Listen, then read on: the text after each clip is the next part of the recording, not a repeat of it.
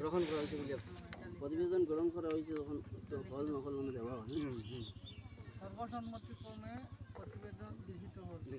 অনুমোদন দিয়েছে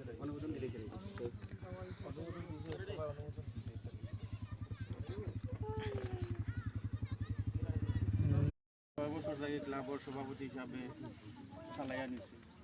আর আজকে ক্লাবের সাধারণ সভা দিয়া আমি নিজে বহুত আনন্দিত যে 6 বছর আমি সুন্দর হিসাবে চালাই নিতে পারছি।